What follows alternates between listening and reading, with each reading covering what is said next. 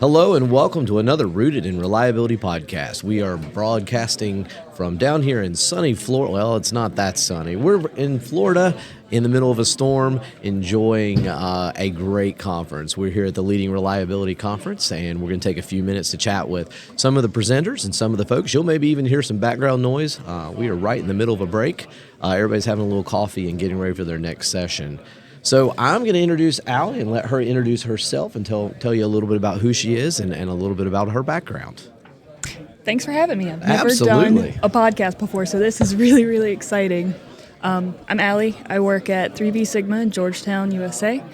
I've been there for about a year and a half, came from a textile plant that shut down, so that was the first layoff and hopefully the last layoff that I have to go through.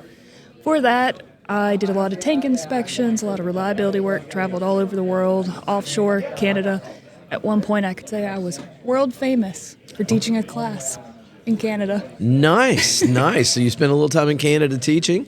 Yep. Well, and so now tell us about your role. You're a reliability engineer. What exactly does that mean? It means you do everything. Everything. Everything. So what does a week look like? What would you say, they ask of you as a reliability engineer? Currently, right now, we're in the middle of implementing a major overhaul of the entire site to make every department more reliable. So week by week, it really depends on which department needs the most help. As we've been moving forward here recently, we've been leaning a little bit more towards the environmental side, supporting some of those initiatives with our water permit, our stack emissions, things like that. But at the root of it all, we're really focusing on the maintenance work process, making sure that that is successful so that we're not more reliable than we can keep up with.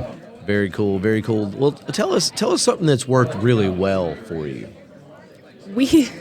My presentation is actually about this. In the beginning, we did this audit, and everyone groans when you hear the word audit. It's the most miserable thing. It's just basically someone telling you all the wrong things that you're doing. But it really told us all the right things that we can be doing. So this audit has really been the lines that we've been coloring for the past year. And we've followed it, we've stuck to it, and even when we felt like we weren't progressing at all, we went back to this audit, we redid it, and found that, we're moving forward.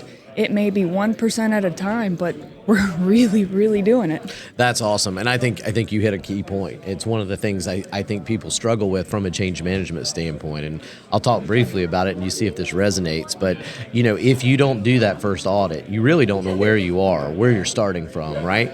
And then there is this phase, as you get further into the implementation where you've done a lot of work, but unfortunately you're not seeing the results yet because it takes time. I mean, if I go and I edit all your PM strategies, you're not going to be better tomorrow.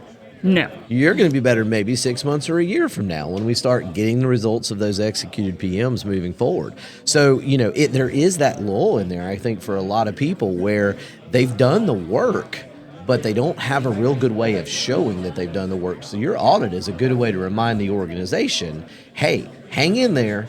We're in it for the long term, but here's the things we've done and the successes we're starting to see. I think that works. Yeah, absolutely. We always lean on one of the things you talk about often is the valley of despair.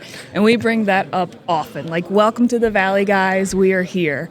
And we presented to upper leadership at the beginning of this year to show how we did last year. And we said, welcome to the valley, guys. We're here. It's hard.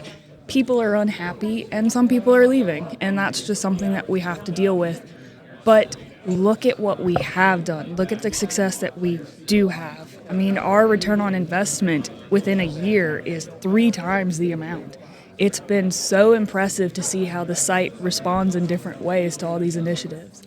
Very cool. Yeah, I think, when you start making the change, there will be some folks that just can't make the transition, right? Exactly. And I think of them, they're the folks that have been maybe celebrated for years for wearing their cape and flying in and fixing things when they're broke. But at the end of the day, that's not our goal anymore. We're trying to keep it from breaking so that we don't have to fly in. Yes, we have our fair share of heroes, and in the beginning it was a lot of head bumping. It was, stop. Why are you holding on to this information until you can swoop in and save the day? But what we found that works for the heroes is pointing them to a new damsel in distress.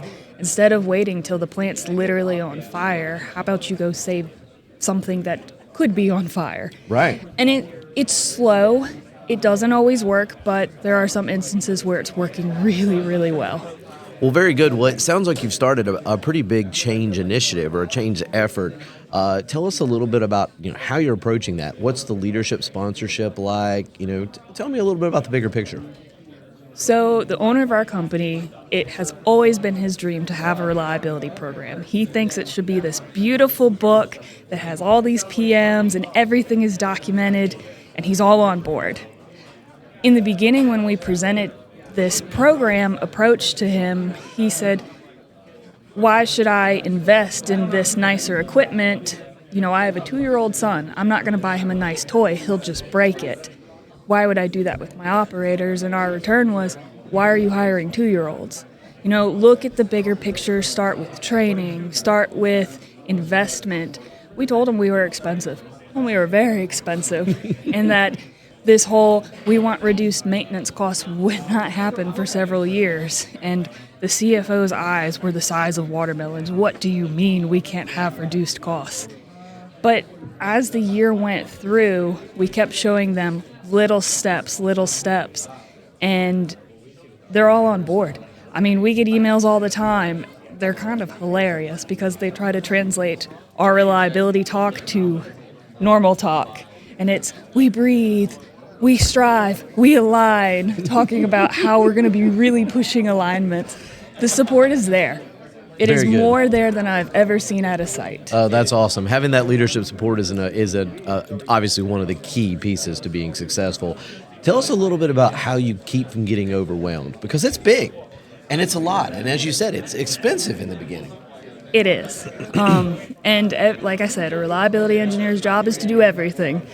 And from time to time, it's, can you review what assets we're getting taxed on? Can you review our water permit? And at a certain point, you have to say, time out.